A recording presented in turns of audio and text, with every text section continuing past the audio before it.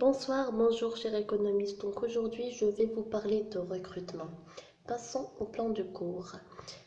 Il y aura un premier point concernant le cours, c'est la définition. Qu'est-ce qu'on veut dire par le mot de recrutement? Deuxièmement, on va traiter les modes de recrutement, à savoir le mode de recrutement interne et le mode de recrutement externe.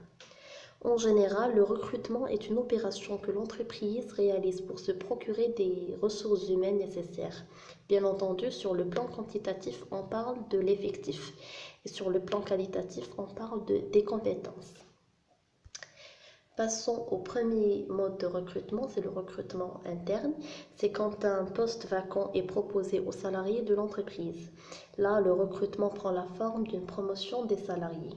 Et parmi les avantages de ce mode de recrutement, c'est que les salariés sont motivés. Parce que tout simplement, la promotion interne garantit un meilleur développement de la carrière professionnelle des salariés. Deuxième avantage, c'est la rapidité d'adaptation et d'intégration, car l'organisation de l'entreprise est déjà connue par le salarié. Troisième et dernier avantage de ce mode de recrutement, c'est que le salarié est déjà connu. Donc, le mode de recrutement interne réduit le risque de l'échec, le risque de faire un mauvais choix. Bien sûr, certaines limites sont relatives à la nécessité de remplacer le salarié dans son ancien poste.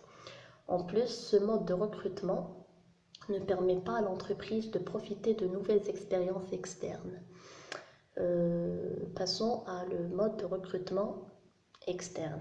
C'est quand un poste vacant, bien sûr on parle toujours du poste vacant, est proposé à un nouveau salarié, mais cette fois-ci à l'extérieur de l'entreprise. On parle alors de l'embauche.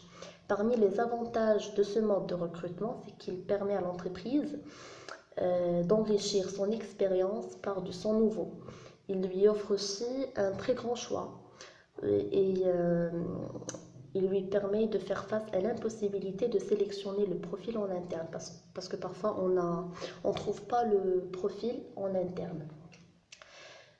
Passons à les limites ou les inconvénients relatifs à ce mode de recrutement. C'est qu'il y a un très grand risque de faire un mauvais choix. En plus, il nécessite plus de temps d'adaptation et d'intégration. Finalement, on va mettre le point sur les outils utilisés dans le recrutement. Bien sûr, il y en a beaucoup, il y en a plusieurs, mais quand même, on arrive à citer quelques-uns. Premièrement, on a l'insertion des annonces dans les journaux, les examens des candidatures spontanées. Troisièmement, on a la participation au salon de recrutement et le recours au personnel intermédiaire, même si que c'est occasionnel. L'exportation des stages de fin d'études. Et dernièrement, on a les recommandations. Ici, on parle de cooptation.